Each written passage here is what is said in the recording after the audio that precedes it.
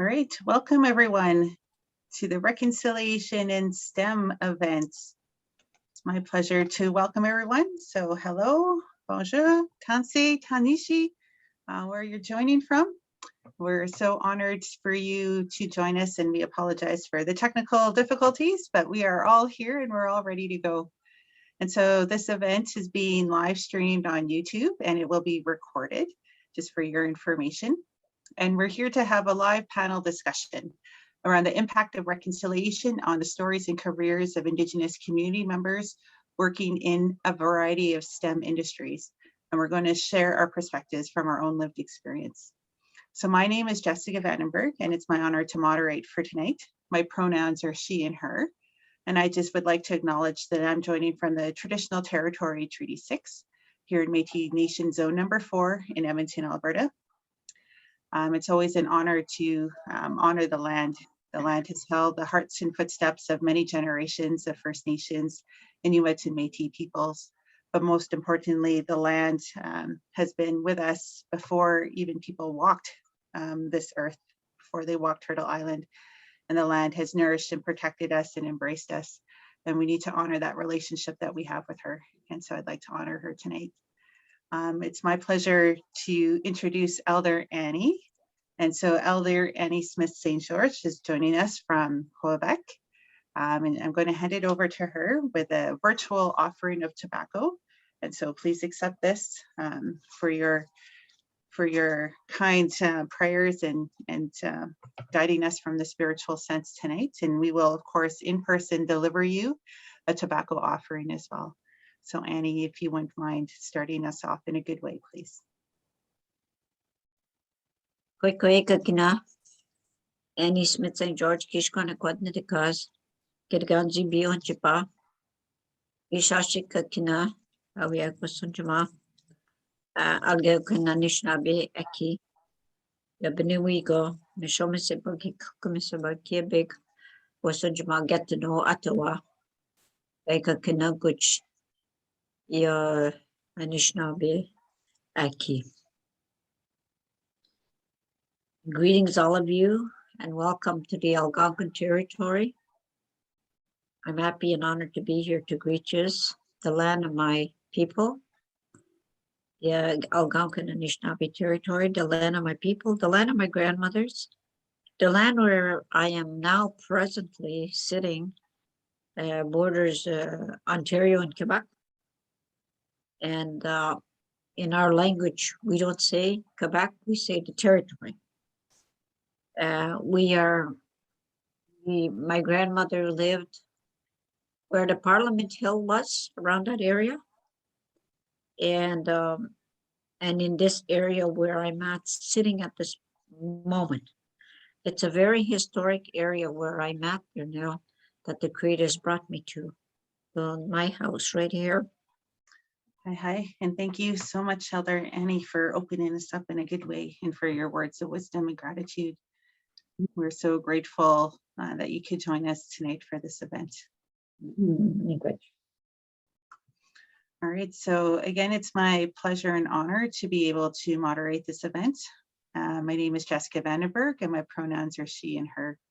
I'm born from the Dane First Nation in northwestern Alberta, but am what is termed a 60 scoop survivor. So I was in the foster adoption system. I was raised by a German family in northern Alberta on a couple of different farms and found my way onto a career of engineering. I did a couple of engineering degrees through the University of Alberta and went off to have a very fulsome career working as a senior research engineer in the oil sands industry, doing a bunch of patent and technology work. I worked for APEGA, the engineering regulator, in a number of director positions, both on the member services side as well as the regulatory side. I went on to be an industrial and Indigenous community consultant with a professional consultancy firm, working very closely with First Nations, Métis settlements, Métis Nations, and a variety of things from infrastructure projects to governance and policy work. And I've found my way currently to the Faculty of Engineering at the University of Alberta.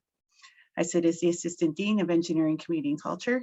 I have my own consulting firm, Guiding Star Consulting, and I am a podcaster and a co-host of Unsettled Journeys in Truth and Conciliation, a podcast that talks about truth and reconciliation. It's my honor and pleasure to welcome our panelists tonight. And so tonight we have Deanna Burkhart joining us as co-president with myself of IndigeSTEAM. She sits as a senior engineering instructor at the University of Calgary, and she is of Cree and Dane descent from Fond du Lac First Nation. We have Robert Houle joining us tonight, president of Talon Resources, which is active in the Northern Alberta area from the Mississauga First Nation, the Waskask Anagam First Nation. My apologies for pronunciation. We are also joined by Dennis Kerrigan, president of Plato Testing, an Indigenous software testing firm. He's from the Pasquas First Nation, as well as we're joined with Jennifer Page, the vice president of treasure modeling at TD and of Métis descent.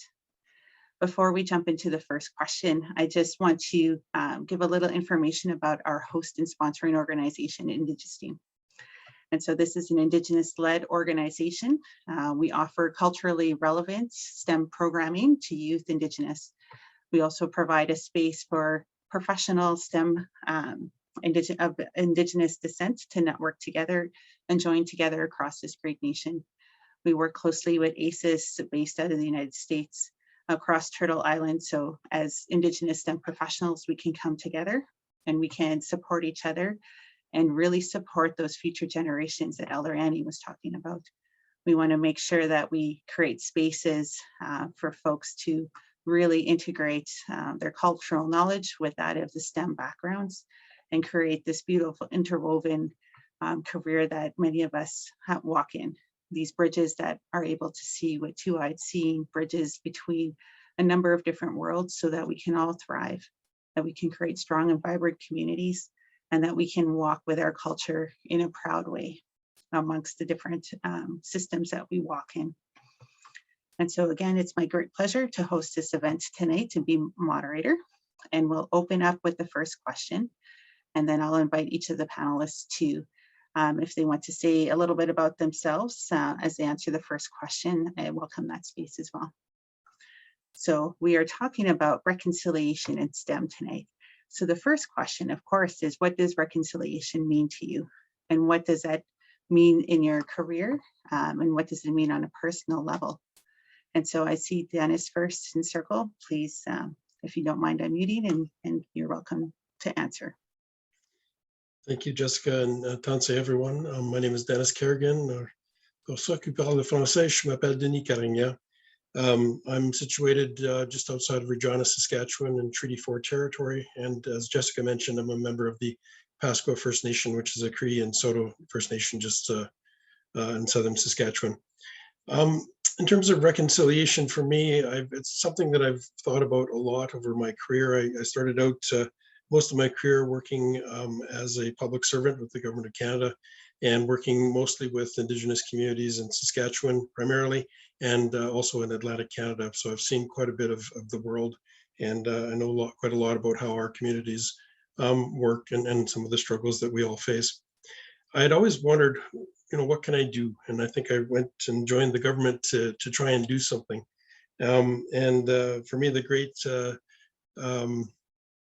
I don't know what the proper literary term is. I guess the great irony is that I had to come into a private sector IT company to actually do what I started my career out to do.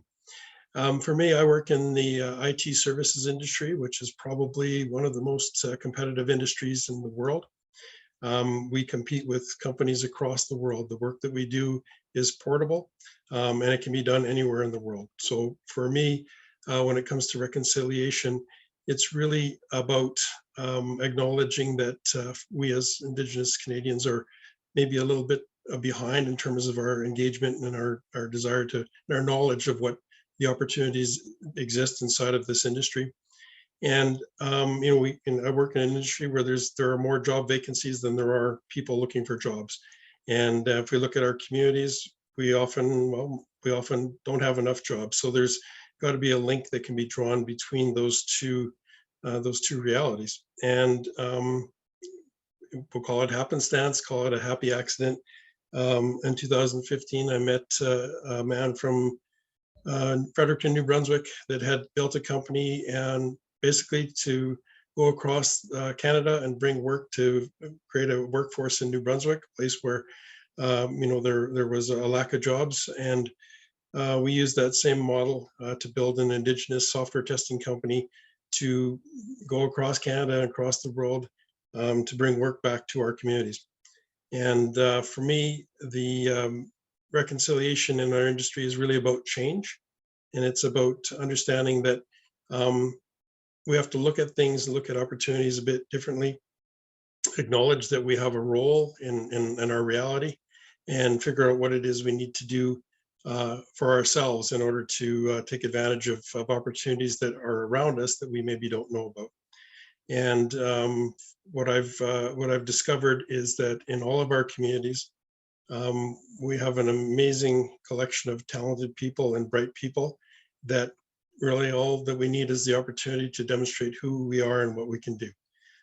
So for me, reconciliation is about creating those bridges and those links between our community members and the opportunities that exist and finding a path to success. Thank you. Thank you so much. Jennifer, I see you next in circle, please. The floor is yours. Hello, can everybody hear me? Okay, great, thank you. So my name is Jennifer Page.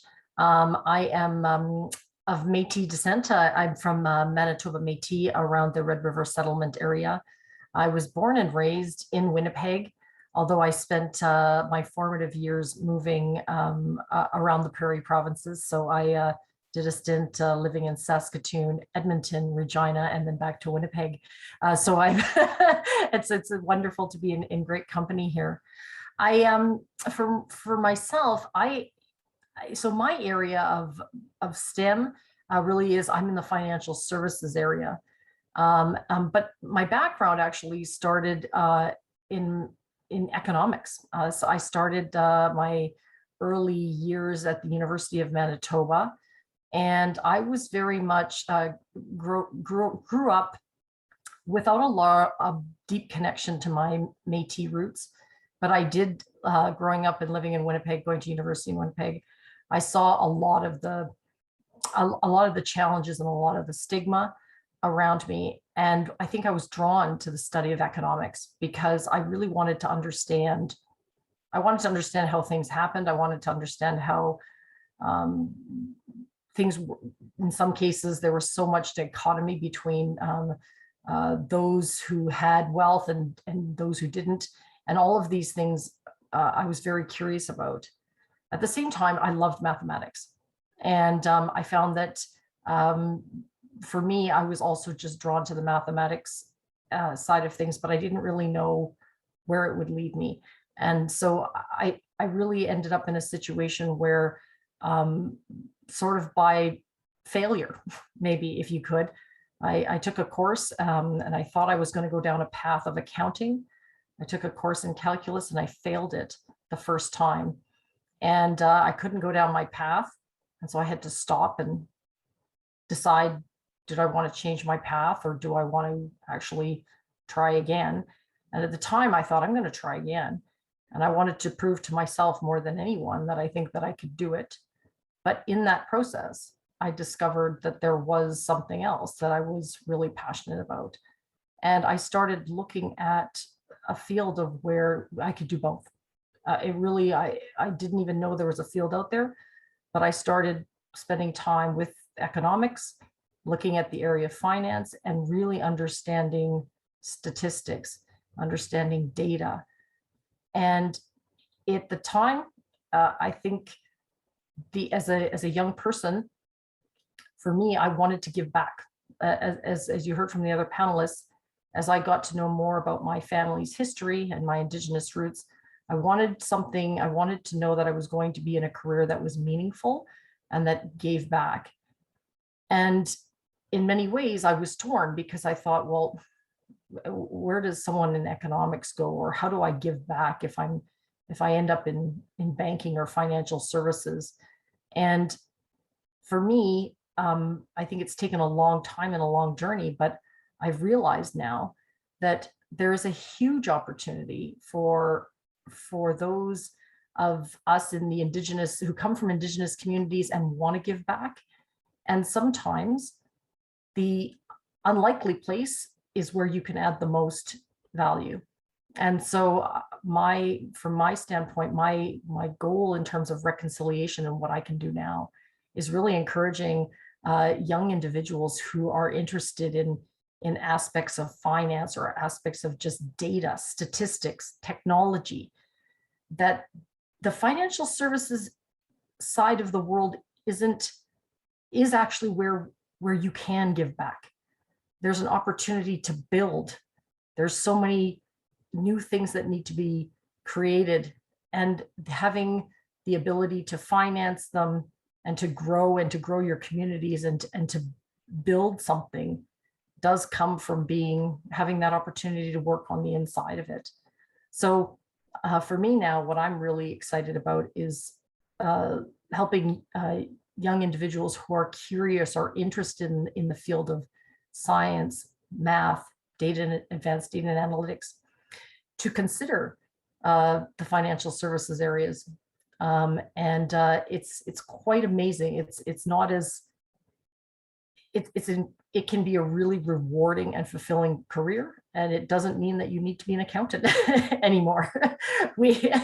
And so absolutely. So the last thing I'll say, my job is actually data and analytics. I work with tons of talented individuals from all over the world who love data science, who love technology. And we try to understand what our customers would like. We try to build technology and try to provide insights. And so it's really, it can be a place to think about. And there is a way to give back if you want to contribute to your communities. Sometimes, yeah, the least place you look might be is the place that we need you the most. Thank you. Thank you so much, Jennifer. Robert, if you wouldn't mind telling us what reconciliation means to you and telling us a little bit about yourself. The floor is yours. Good evening, everybody. I'd like to acknowledge the elder, Annie. Thanks, Witch, for the opening. There's a lot of insight, a lot of scary stuff too. The news is sometimes I like to tune it out. Once in a while, it's nice to catch up on the weather. But just introducing myself, Robert Hoole, not from Northern Alberta, not doing work in Northern Alberta, just a little correction on that. I'm based out of Northwestern Ontario. And the work that I got into started back some 30 years ago when I met my wife, my partner back then, and made my way up into the Kenora area. I come from Mississauga First Nation, which is down in Central Ontario, but I've since located and lived my life and reconnected with who I am in Northwestern Ontario. My wife, she's from Wajishkwanagam and Nyakwamagwaning as well. So looking at the question of what does reconciliation mean, it's kind of and I've been listening to this quite a bit lately, and it's not just a word anymore. I know a lot of people are trying to find their way with it, and that it's, there's a lot of interpretation, and that's, I get it. For myself, it's a chance to renew what we originally started back when we signed treaty.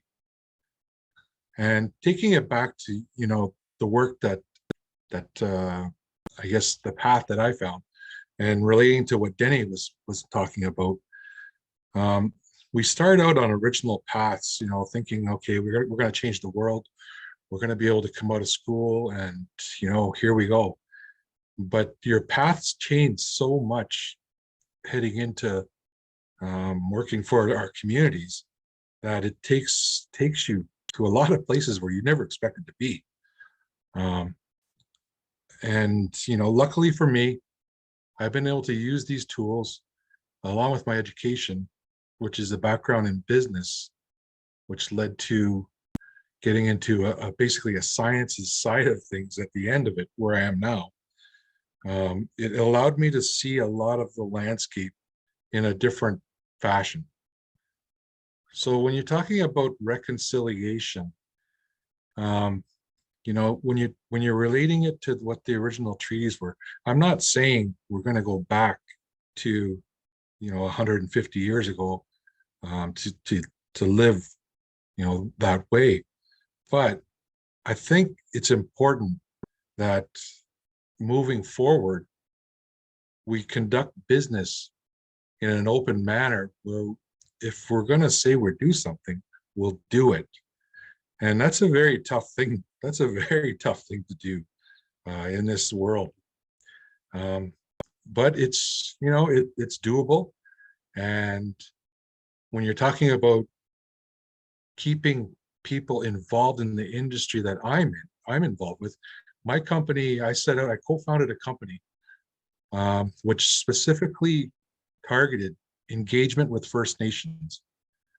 The reason that I led into this line of work, or I found my way down this path, I saw there was a gap. I worked with government, I worked for government, and that gap, I could never close it. As much as I tried to, as many tables as I sat at, that gap was not able to close.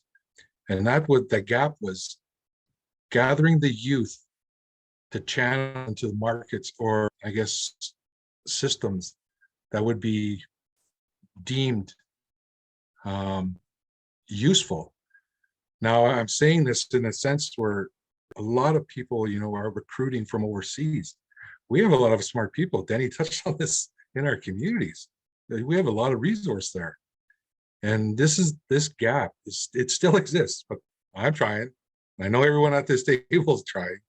Let's try and close that gap. And when you're looking at reconciliation, it's the start of a new relationship.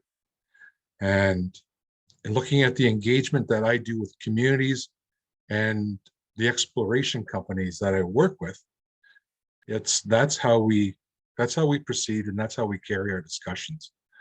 I know that's a lot of times when you're going into the communities, there's always a preconceived notion of exploration coming in with an exorbitant amount of money.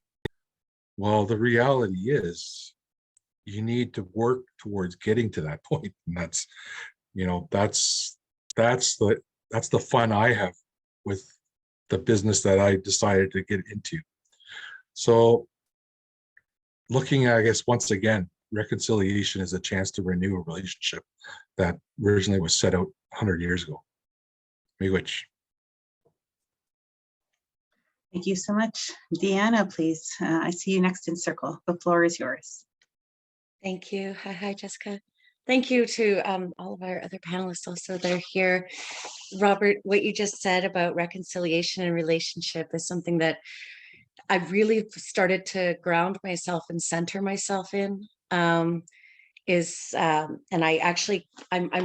I've just read this book as part of my own research, and it's called Research and Reconciliation.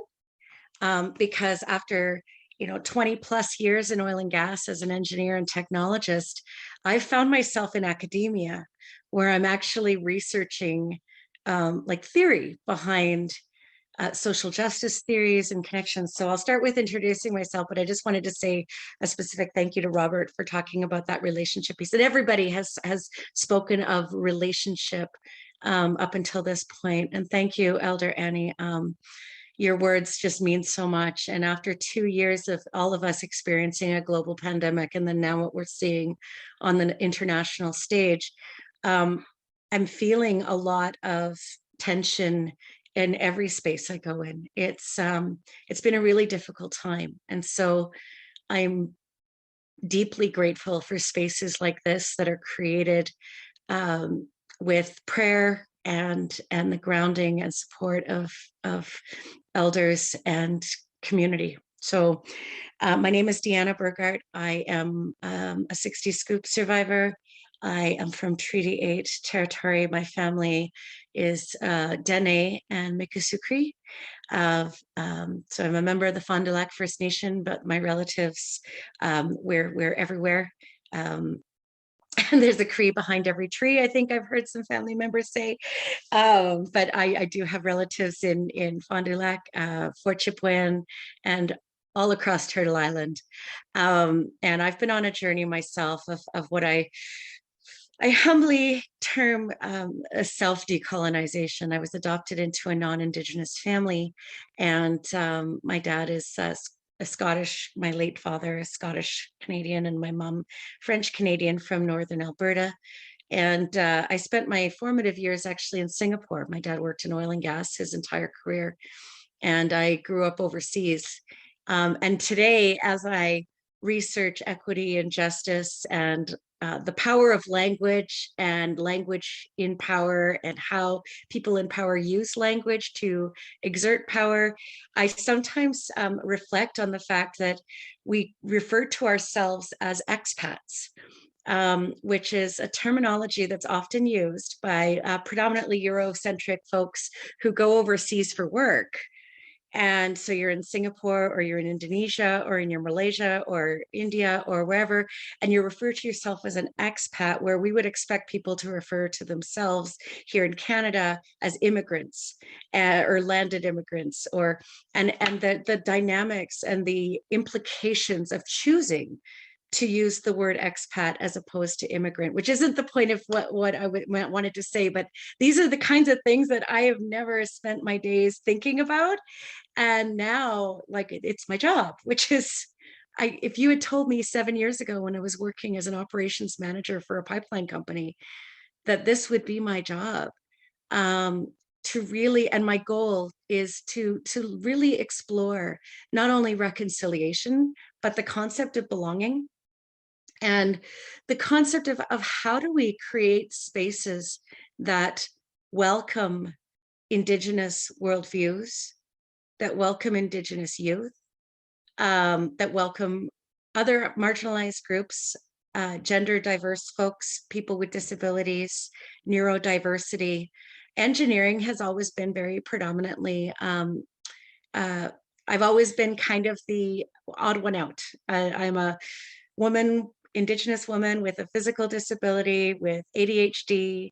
I have a background in musical theater. Like every boardroom I've ever walked in, I've always felt like that Sesame Street, one of these things is not like the other.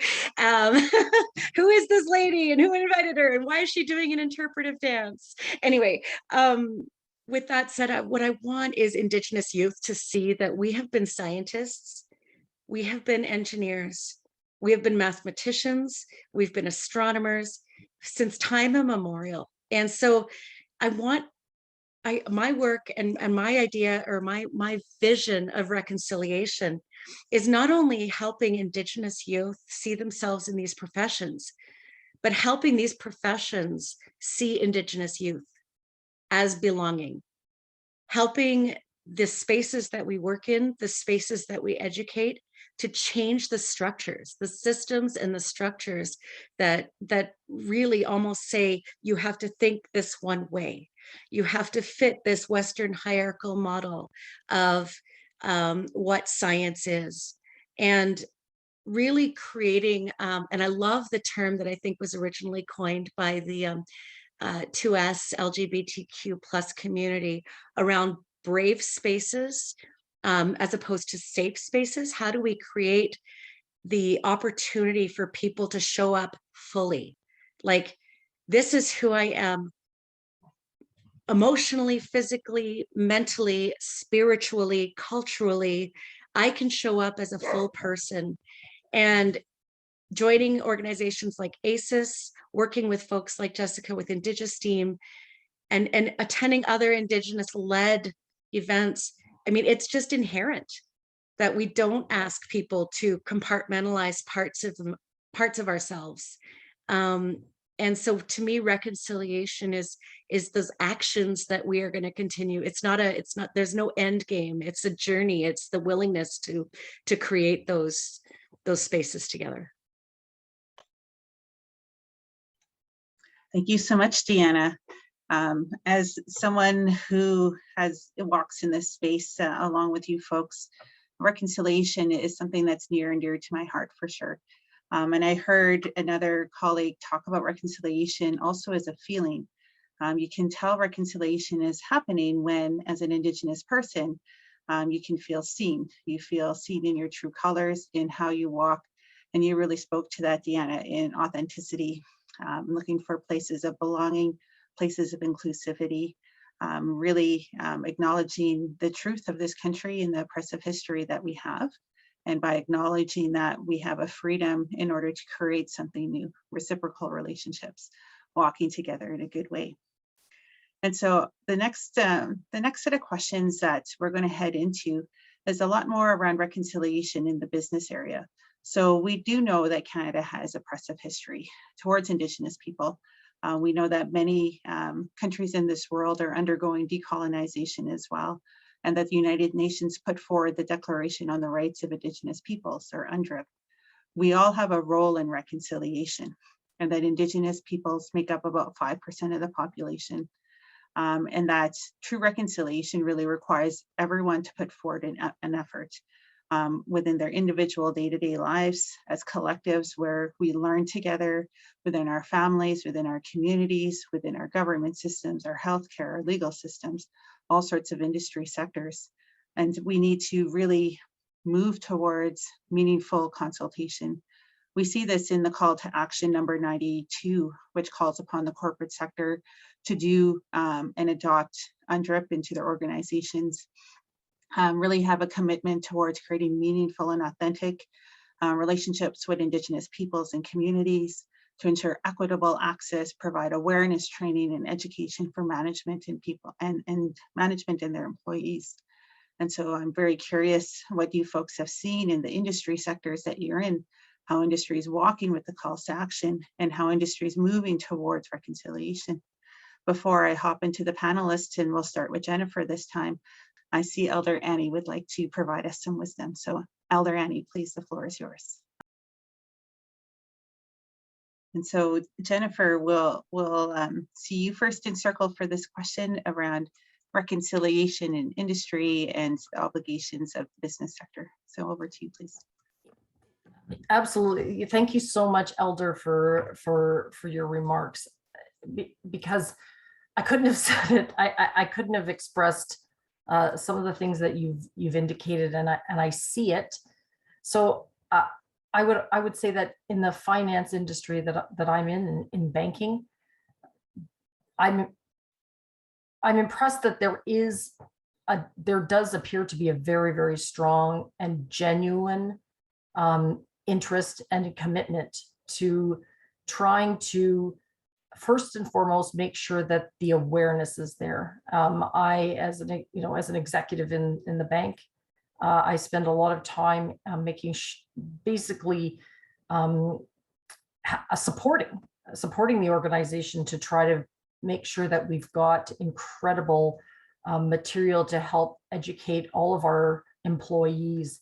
And we make a very strong concerted effort to make sure that we're not just producing material from some firm that we don't know where they come from. We absolutely reach out to our local communities.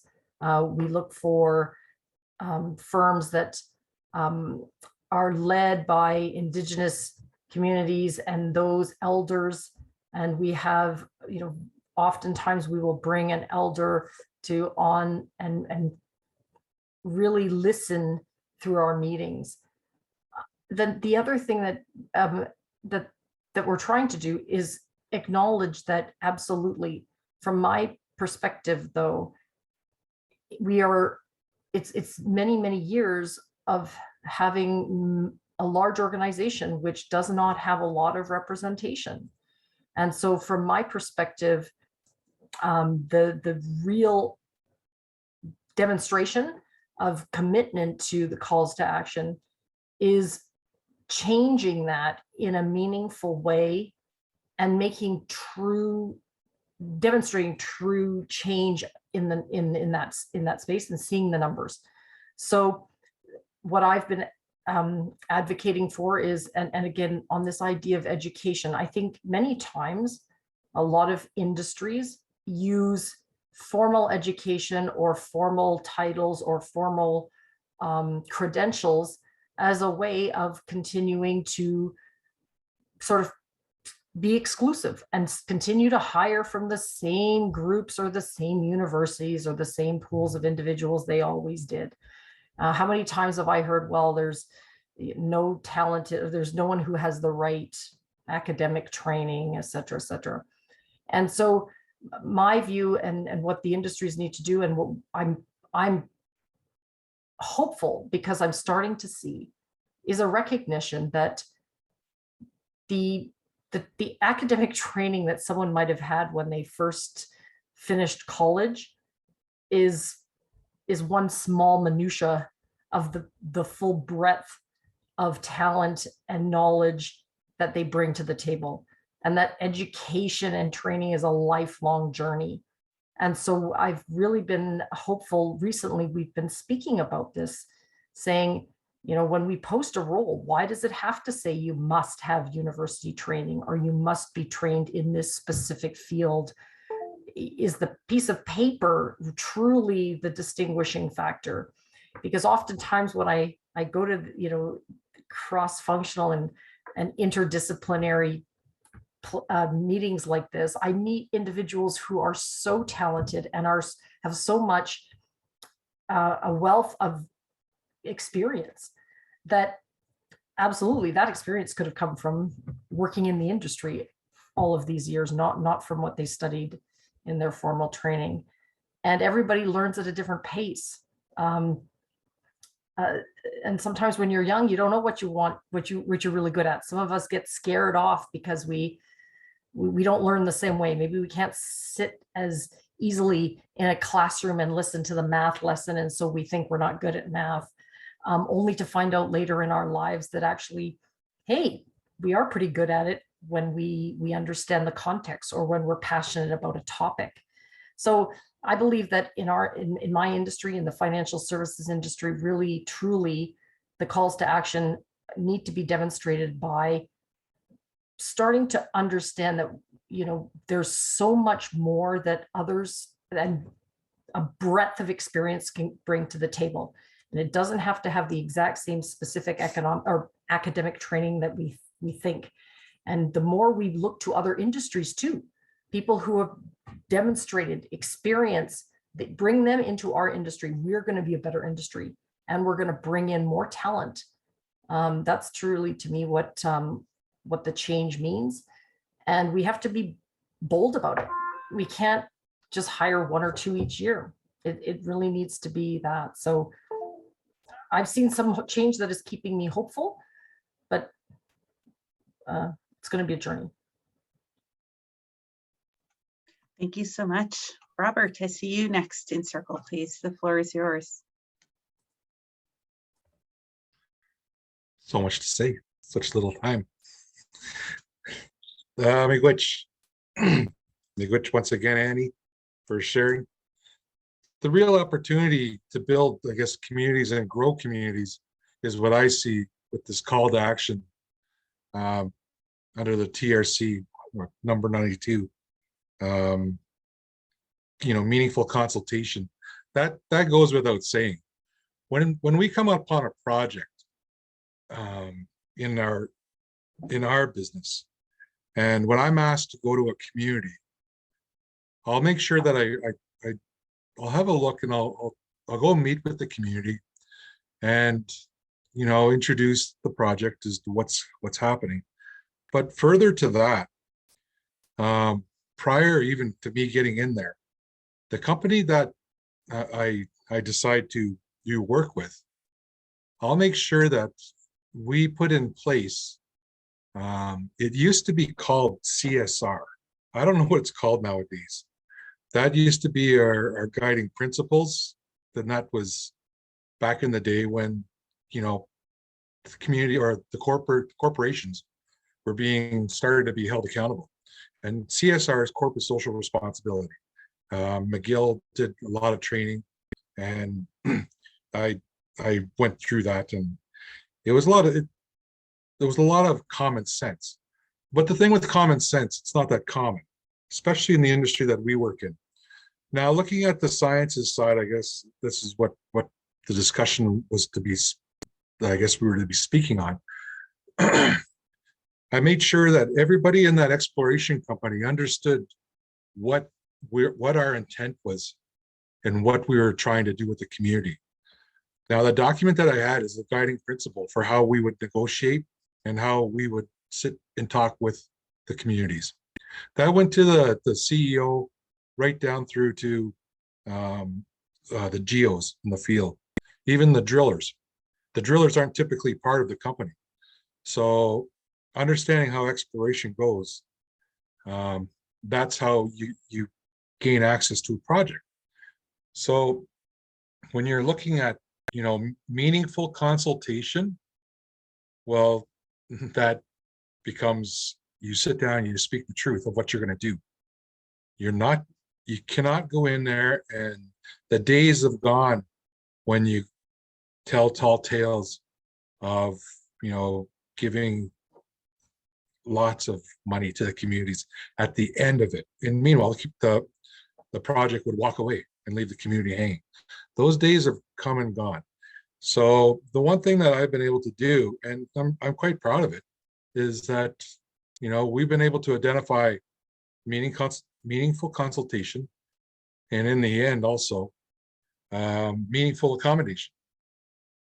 The communities need to share, and I'll be upfront with the CEO at the beginning. Say, look, there's gonna have to be a percentage given out here, and that's just the way it goes. I'm sorry, but you're not going to be able to get a pass on this. And that's how business operates. If you look, I guess, into the future as to what I would like to see in our industry, is that communities need to be looked at as great partners and investors. That's what the First Nations need to get involved with. Meaningful investment opportunities. The companies need to transfer that information to them.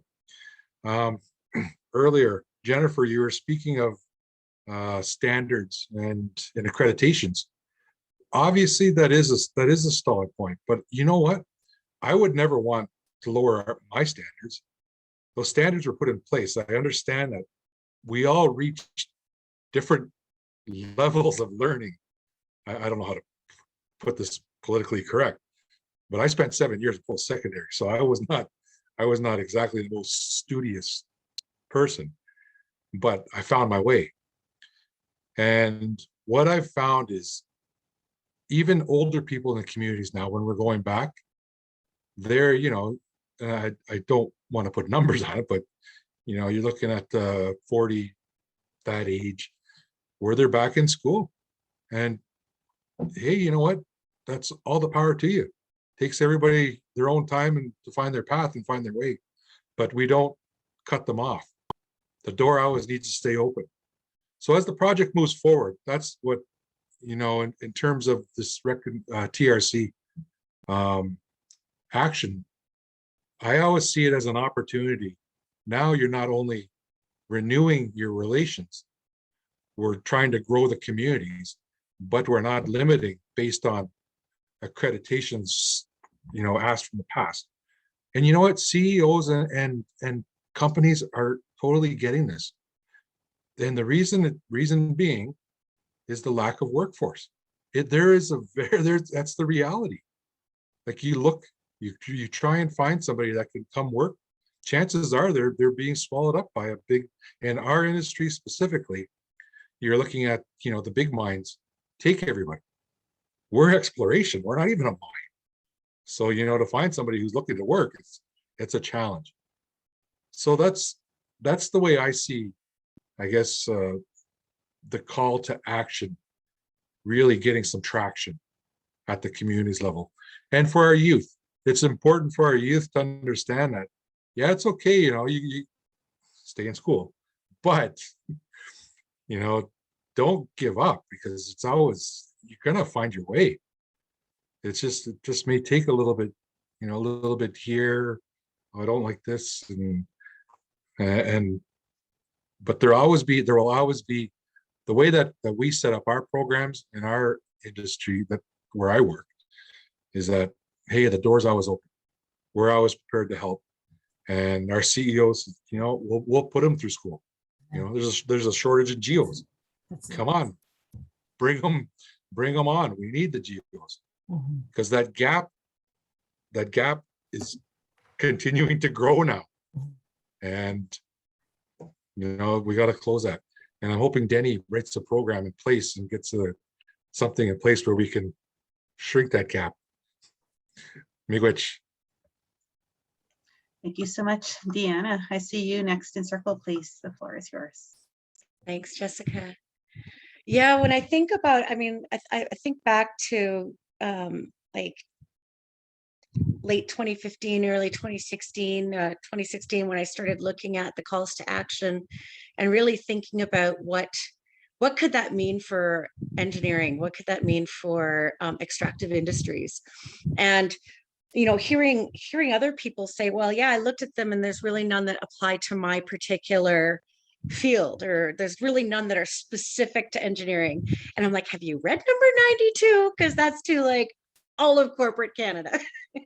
And then when I share number 92, particularly the last part, I mean, there's meaningful consultation, meaningful economic development opportunities, which is huge. But that last part of providing education to all staff on human rights, anti-racism, I mean, I remember reading that for the first time and being really emotional and thinking about what my career might have looked like differently if for the prior 15 years, everyone I worked with had that kind of training. And so I was reflecting on my own experiences in oil and gas, but also reflecting on what I wanted to see for youth. And that is such a powerful call to action. And it creates space for everyone. It welcomes everyone into the conversation. This no longer becomes an Indigenous versus non-Indigenous or Indigenous. It no longer others Indigenous people. And that's the shift I really want to see in industry is, I mean, 15 years ago, anything that had to do with Aboriginal engagement was handled by one tiny little department that had that word in their business card. And you know, those of us like myself that were literally in operations or designing or impacting the environment with the work that we did weren't even privy to that department, let alone having a meaningful relationship with community.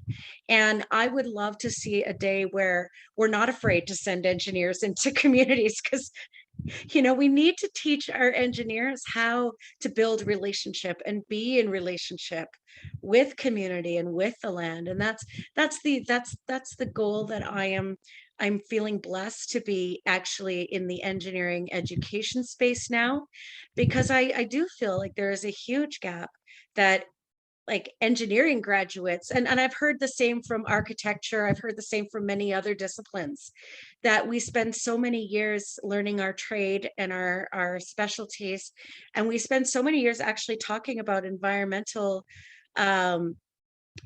stewardship and compliance and professionalism and ethics, and yet there until recently has been very little focus on equity and anti-racism and reconciliation and the truth part of truth and reconciliation. So it's conversations like this that are planting the seeds, and I'm just so grateful to anyone that's watching this for being a part of this, because that's where we can really put those call to action in action, when we realize that we're all a part of it, and there's no one that's not invited to be part of this journey forward. Thank you so much, Deanna. Denny, over to you, please. The floor is yours. Thank you, and thank you for everyone's comments. I was listening to everyone talk, and you know, one of the words I think is missing from at least my presentation is the word hope, and that's been my challenge going forward since for most of my career is what can I do to create hope, right? And I discovered in September of last year that I am, and I always have been, ADHD. So it sort of connected a bunch of dots for me in terms of successes and failures in my life. And the whole notion of neurodiversity and looking at things differently. For me, the company that I'm involved with is really an experiment that is centered around call to action number 92. We work in an industry where the bulk of the work that we do as a company gets sent to some other country from North America. If we go, we do work with one of the big banks in Canada, and they employ somewhere around 600 software testers, most of whom are in some other country. We've set a goal for ourselves to be a company of 1,000 Indigenous software testers within the next 5 years. And what I've discovered is that the knowledge that we need to succeed already exists. It just doesn't always exist in our communities. So with the company that has been created, the idea happened in June 8th of 2015. I was on a management conference called the Governor General's Canadian Leadership Conference, and I happened to be in the same room with somebody else who was living in New Brunswick at the time, and he owned a software testing company that had been in existence for about 20 years. And he asked me, he said, Denny, what's being done to create wealth for Indigenous Canadians, especially those in remote communities and those living on reserves? And also, more importantly for him, what's being done to create opportunities to pursue careers in technology? And, I gave him an answer, and it was really a really valid answer. And it was basically, well, governments and other programs exist to promote individuals to take training in that area and to try to see the value of it. But ultimately, my experience has been that change really comes for a community or a group of communities when someone, some person, some group, some family, some committee wakes up one morning and says, we're going to try something different. We're going to do something different. And my experience has also been that change doesn't necessarily have to come within the community.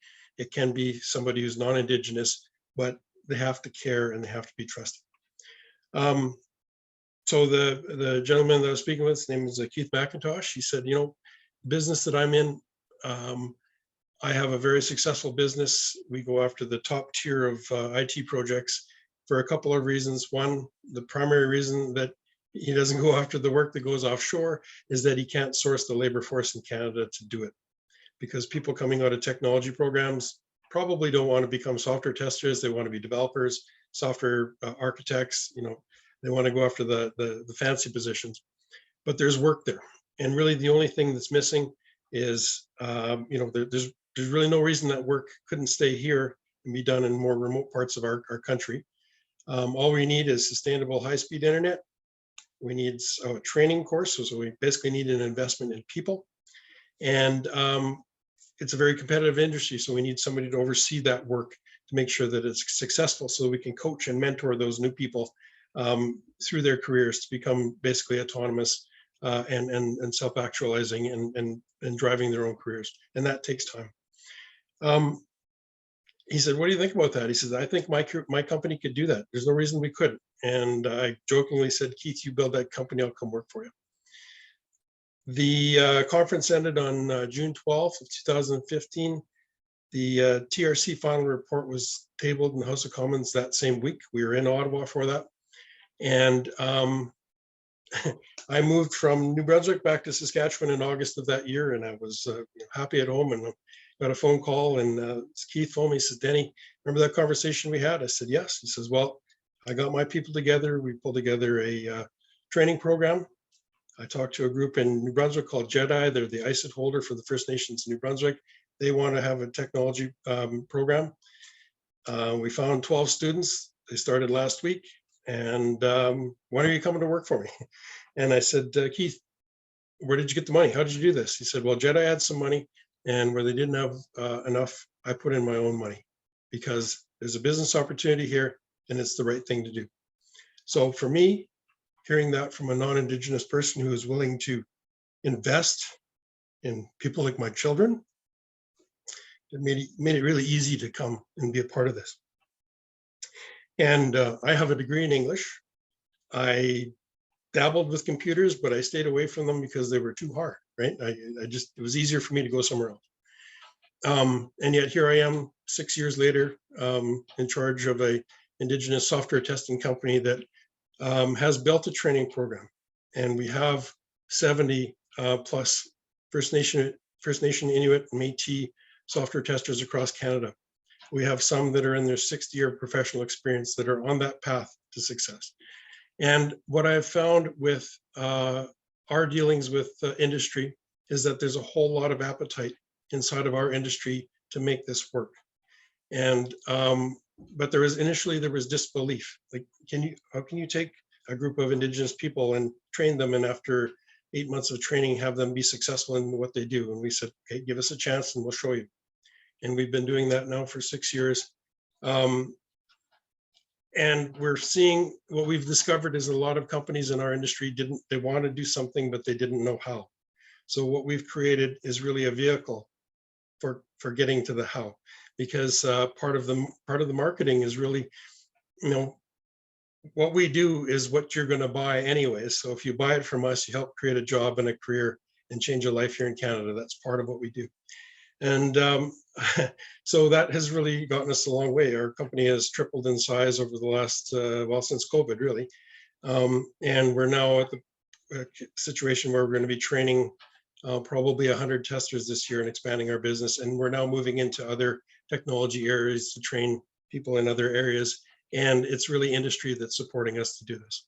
So I think that for me, the fact that call to action number 92 is in there was put there for a reason. And I think there's a lot of appetite on the part of Canadian businesses and Canadian people to do something. We just have to help them find a way to work with us. Thank you. Thank you so much. Elder Annie, please, the floor is yours. If you'd like to add to this conversation as well. Now Thank you so much. I'm gonna put my little hand down. I finally figured out how to do that. Thank you so much for your words of wisdom, as always, Elder Annie.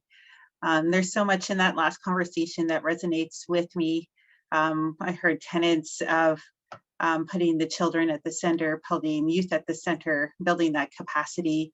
I heard tenets of courage, encouraging this, the courage to walk your own way, taking doors, walking through doors as they open for you, building really this community, this network, building support systems for ourselves, for our students, but really teaching them how to heal and walk in balance and be centered wherever they are in their life stages. I think that part is very crucial. I know from my own experience, going through each stage of life, walking with racism and prejudice and discrimination. I grew up in a time and worked in the engineering field where, I ate lunch in trailers plastered in pornography, driving drunken workmates in the field, PPE that wasn't made for me, racist actions of being asked to leave hospitals while in need of care, like all sorts of things. And we all walk with some of these things in the spaces that we go in. So having the courage and the networks and the community that we need to heal, but also be empowered and have that voice to walk with pride with our heritage and our culture, and to exactly raise your head up and be able to walk proudly through. But really, really bring to industry a vision, this vision of what it could be, of reciprocal relationships. And it's so wonderful to hear stories like Denise's stories where there are people who empower this vision that could be. And I'm always encouraged when I hear people talk about people and leaders having the courage to do something different, not just be industry standard. Because in the space of reconciliation, we don't want to be the average. We want to be the leader. We want to be the visionary. We want to be the one to try something different. And that really leads to the next conversation that I'd like to pivot to a little bit, but it's around these calls to action and how we take this up. always when we have these conversations about reconciliation, everyone wants to know and is curious about how they see themselves in it. How can they take that first little step? And if they're so able, take a large step towards a calls to action, and what can they do today? And so I'd like to start the circle with Robert this time. So Robert, I see you first in circle, please. The floor is yours. Which the steps, the easy steps to take, there's no such thing as easy steps, but the steps to take, obviously, first of all, don't be afraid to ask. You know, we don't know everything. And that's the one thing I was taught late in my schooling was you're not expected to know everything. And we feel foolish because we not only enter school systems dark skin, coming from a different background, we're already taken aback. And when you're sitting there and you're wondering, should I know this? Am I expected to know this? That's always the first thing that I've always found, I've tried to encourage, is to get conversations with the community to say, ask questions. What are we doing here? Why am I here? Why is this company coming in here? Well, just ask. It's not that you're not gonna get laughed at. For the youth are very it's tough. I know it's tough, going through school, coming up, finding different ways to try and fit in, different crowds. And I can't even imagine how the cyber world works for the youth, because I never had that growing up. And that's just something else that just completely has to bombard our youth. That would be one way I would suggest to get the calls to action moving along, is to open up a line of communication, a dedicated line of communication, so people can step forward and get clarity on what's happening. There's a lot of opportunity, and if you don't ask the question, or if you don't, I guess, put something forward for myself or somebody else in the company that I work with, it's hard for us to say, okay, we think we've exhausted all our avenues. Well, we may not have.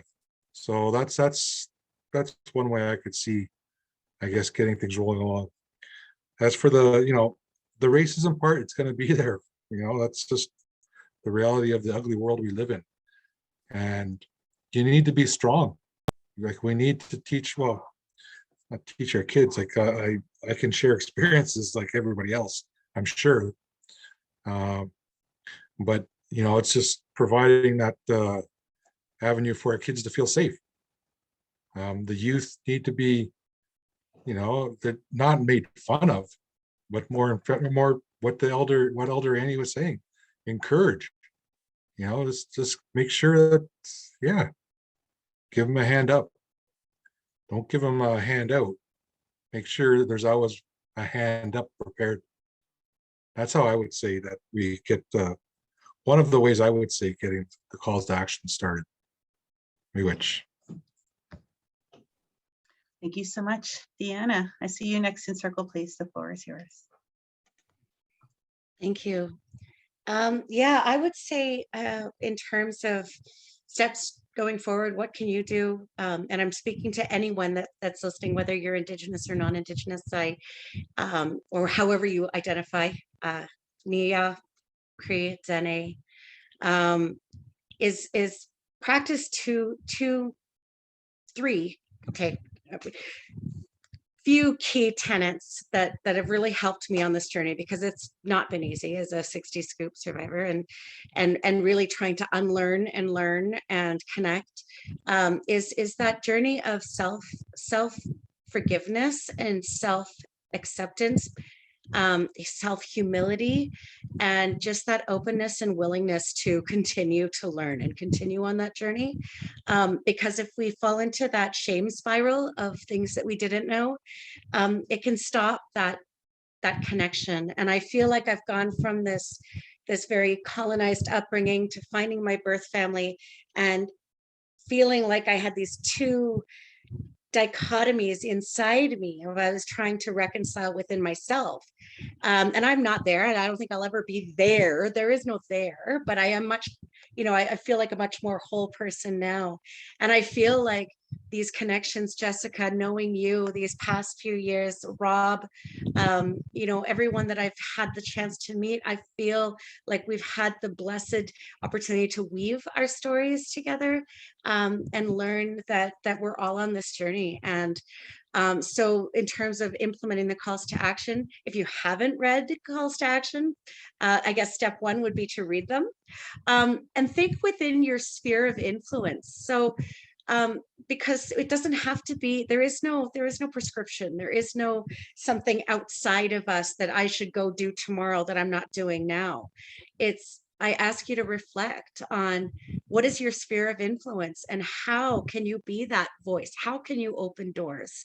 How can you be, if you're non-Indigenous, how can you be not just an ally, but a co-conspirator? How can you be a co-activist in your spheres of influence? So Jennifer, you spoke to some amazing things that are happening in banking. I'm seeing wonderful things that are happening in energy, and in energy transitions, and in energy futures, where folks are coming together really saying, okay, how do we move together in a good way? And how do we unlearn and learn the things that are going to allow us to weave our stories, as opposed to more othering and this nebulous, how do we get Indigenous people or Aboriginal people involved? Well, maybe if we're co-creating it, like IndigeSTEAM is working to do, if we're co-creating those conversations, it's not how do we get them involved in our organization, it's how do we co-create a future together, and in an equitable conversation. So ADHD brain, circuitous, back to the point, what can you do right away in small or large ways is think about your sphere of influence, and continue these conversations. Connect with groups that are doing this work, and look for opportunities to continue the conversation. Thank you. Thank you so much, Deanna. Vinny, I see you next in circle, please. The floor is yours. Thank you, Jessica. I guess I have a couple of perspectives on it. For ourselves and our communities and us as individuals, I think something that I've really discovered is that we're always being watched, right? We're being watched by our children, we're being watched by our nieces and nephews, and little kids are watching and observing us. And that really came home for me last week. We were fortunate enough to be interviewed on APTN about some work that we've done in Saskatchewan, acquisition that we made. And the reporter asked to speak to one of our course graduates. So I introduced her to a lady that works for us. She lives outside of Regina in a community called Fort Capel. She had worked in the banking industry for a number of years, and saw our course, was interested in technology, took it, and has been working on the implementation of basically a phone banking system for a credit union. And because of COVID, she's been able to work home, she's been able to be with her family. And as I was talking to her in advance of her interview, she said, well, this has been the greatest thing because I get to be home with my parents who require help. My son gets to see me at work every day interacting with people from the developers for this particular system are in Portugal. So she's talking every day to somebody in Portugal from Saskatchewan. And she goes, but what's happening is that my son, when he plays his PlayStation game and he finds a bug in it, first thing he does is capture a screenshot of that and then sends it back to the gaming company and says, hey, fix this. This is where I found it.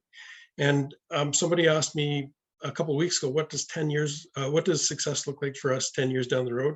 And for me, it's that our people who are on their 6th year of experience are in their 16th year of experience, and they're becoming leaders of the industry. And that those that are starting now will be at the 10-year, inside of our industry. But the real magic happens behind those people. And it's these children and young ones that aren't even in school yet. And all of a sudden, what that does is it creates a pathway, right? Well, maybe I can go into banking. Maybe I can go into engineering. Maybe I can go into technology. That to me is something that we need to always be aware of. The second thing is that, we talked a little bit about certification, right? When I grew up, well, you were only valued when you went out for 4 years and got that piece of paper. the world that I work in, you really have to demonstrate that you know what you're doing, you are easy to work with, you meet deadlines, and you're cost competitive. And if we can do that, we can compete with anyone in the world, and we get to be who we are. So I have people who go to work every day in northern New Brunswick. I've got some Mi'kmaq staff up in Miramichi. They work every day with people in Los Angeles. And it was really interesting, a year and a half ago when they had the big forest fires, the developer's office in Los Angeles had to close because of the forest fire. We had to close our office in New Brunswick because they couldn't do work that day. That is sort of the power of what I think we have, and we just have to realize it and invest in ourselves and do it. And when it comes to others, what can we do? I've been asked a lot by a lot of different technology companies lately, well, how can we do what you're doing? And you know, we're thinking about what the secret sauce is and what we do, and I don't know that it's that much of a secret, but we train in groups. And you know, it's an 8-month program. It is college certified because we needed it in order to be able to attract government funding to pay for the program. But at the end, everyone who passes the course, we offer a full-time permanent job too. So if 15 people pass the course, we hire 15, and then that group has a network that's built in the training program. They come to the employment. They come to an employer with a pre-made network. And then as we've built our group across Canada, we have a network and everyone talks to each other on Slack. And whenever they come up with a little problem inside of a client site, they've got somebody they can ask first, right? And then quite often problems are being solved by themselves. So that to me, it's really about creating communities inside your organizations. And if you create those communities inside your organizations and the employees are happy, they will be your recruiters. They will help, they will be bringing in people that are their friends and relatives, because other people say, yeah, that's a good place to work. I want to go work there too. That's my perspective. Thank you so much. Jennifer, please, the floor is yours.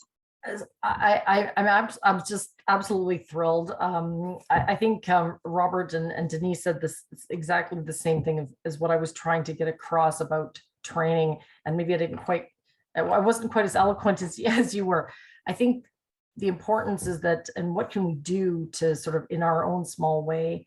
I think what I'm trying to say in whatever industry you're in, or even if you're a student, or if you're already in the academic in your sort of your working years, I think what I was trying to express about looking beyond those who already have the credentials was exactly that, is that I believe that in general, and I think it's a fundamental principle that I've grown up with my whole life, is that education is a lifelong journey. It isn't you go to school for 4 years or 8 years and then you get out and you never go back. And I think we're seeing it now, though things are, in the area of STEM, in a host of areas, things are changing so quickly. Things that were important to know when I was in school 20 some years ago have changed. Things that were necessary have evolved. I saw an incredible discussion of someone who studied medicine. They really wanted to give back and become a doctor, and they did.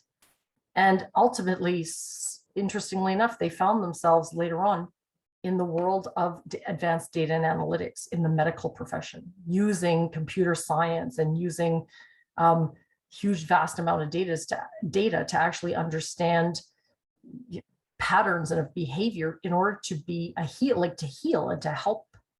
So I think if no matter what industry you're in, I love this idea that in the private sector, pay.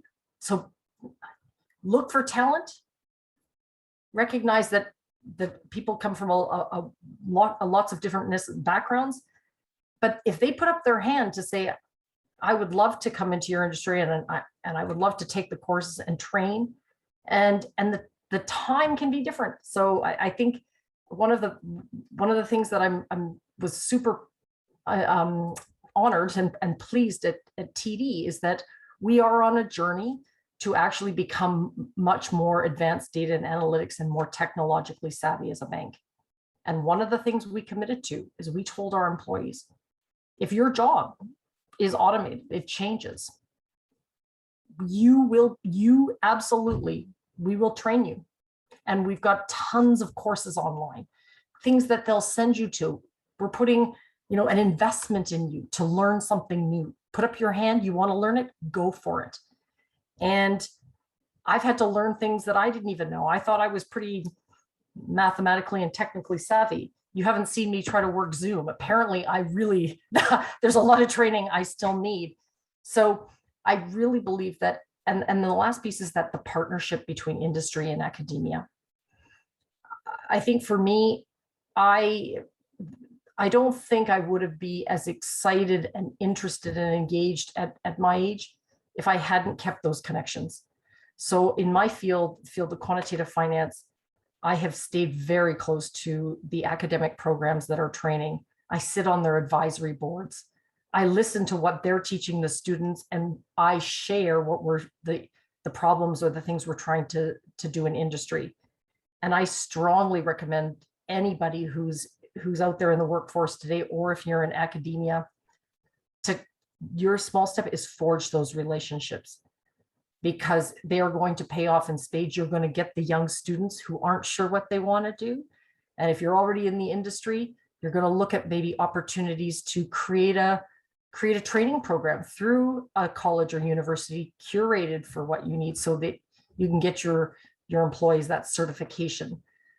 Because from my experience, some of the most talented and incredibly insightful individuals, they didn't get the degree or the area they're working in, when they were 20 something years old.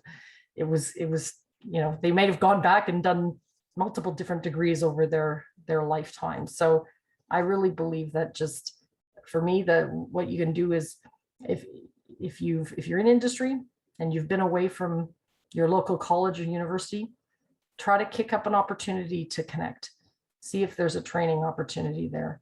And I'm going to reach out to you, Denny, because in my field, I'm in the field of advanced data analytics. We need to do testing. We build algorithms similar to testing software. We need people to be able to figure out where there's flaws, where there's, anomalies. And I think definitely try something different, being brave to say, hey, let's give it a try. And I love the idea of making an investment in training individuals to do it. Don't just say, oh, they don't know how to do it.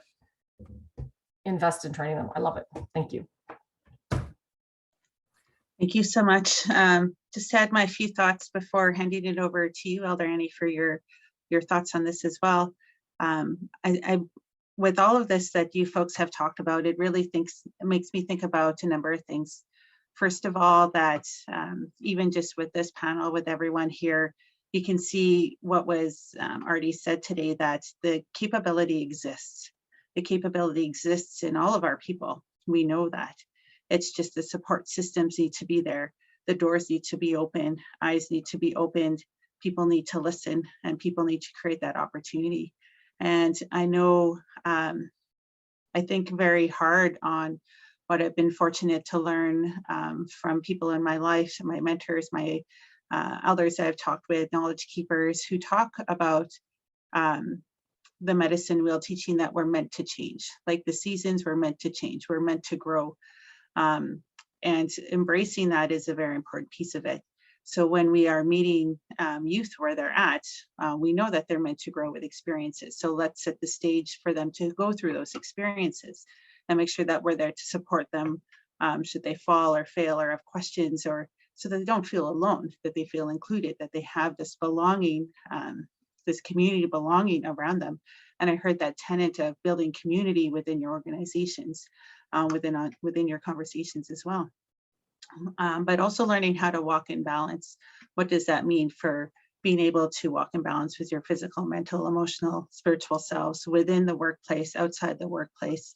How do you walk in balance and center yourself and heal through all of that, but really embracing those 7 sacred teachings? I think about those quite a bit, especially in the engineering profession, because the very first teaching is humility. And sometimes that's missing in some of the spaces and organizations that we're in. And so how do we grow our programs at the education level, the K-12 level, in the universities, in the academia, to really instill this idea of humility? And then off of that, of course, we build then into honesty. How do we encourage courage? How do we build respect? How do we learn the truth from that? And from there, that is where we walk with the wisdom. And that is where we walk in love with each other, right? And understanding how we build that into all of our programming at in an academia stage. And for us at the University of Alberta, Engineering Connects is our inaugural program that really is built upon the creative teaching of Wokotowin, and really trying to instill this into students so that when they move on into careers in your various industries, that they are set and their stage is set, and the whole student has been developed along the way as they enter into industry. And so really, when I think about the calls to action, what I encourage anybody to do is really be bold. Be bold in your trying something new, do something different, build it different, and really push against that culture that needs some shifting in order to really get to a place of reconciliation and reciprocity. And so Elder Annie, I'd like to invite you. I see you. Please, the floor is yours to offer some thoughts on this and some final thoughts as we start to wrap up this event. You know, I think that this is a new beginning, a new start in developing a good networkship in people that want to move forward in their companies or working together with other companies, joint efforts, joint efforts. And so we're all here on this forum, and everybody else who's listening are teachers. And to be able to finish this off, I think I'd love it to continue this discussion, because I think it's good, and I think it should get bigger. Because I think this is how we're going to work together to get our youth going, empowered, and to get our women and our men empowered, and to get moving on good stuff. And this is who I feel I do right, is to be able to see what makes me happy in life, my rewards in life. I get a lot of thank yous, but my reward, I don't get much awards. But what my reward is to see the youth and the young people progressing. That's my award. I don't run after awards. I get my awards to seeing people grow. And that's who we should be, and being humble about it. And so me, Gretch, for inviting me on this forum. I enjoy it. And anyways, you see, we just have to continue this forum and get it bigger, because it's a network. Through a good network, we get good people. And that's how we encourage each other. Me, Gretch. And so I thank you, and I'm very honored to be with you tonight. It was such a pleasure to hear everyone. And there is still hope out there. It's just that we got to come together. Me, Gretchen. And I give you big virtual hugs, because I miss those hugs, those bear hugs. And I love you all, because love is about the only thing that we can do today is share love among each other. Me, Gretchen, I love you all. And take care. Everyone who is online as well. We love each other. Miigwech. Ajashin. Bye-bye. Bye-bye. Thank you so much, Elder Annie, from my heart and spirit to yours. So we appreciate you being part of this event and offering your guidance and wisdom. And my sincere thanks to all the panelists for your contribution, as well as to IndigeSTEAM for sponsoring this event and being the host for this event. Again, IndigeSTEAM works with Indigenous youth in the STEM outreach area. We heard a couple comments in the chats, and we're looking forward to hosting a number of sessions throughout the next year or so. The next one will likely be in June for the summer equinox, in partnership with the University of Alberta. I know that we have something in the works with Deanna, with the University of Calgary, as well as out at the University of Victoria, from that side of things, as we continue to build strong networks of STEM professionals and build programming for our youth. And we'd like to, again, thank everyone for watching and tuning in. And so all the best. Again, my name is Jessica Vandenberg, and it was an honor and a pleasure to host tonight. And thank you so much to everyone. Good night, everyone. Bye-bye.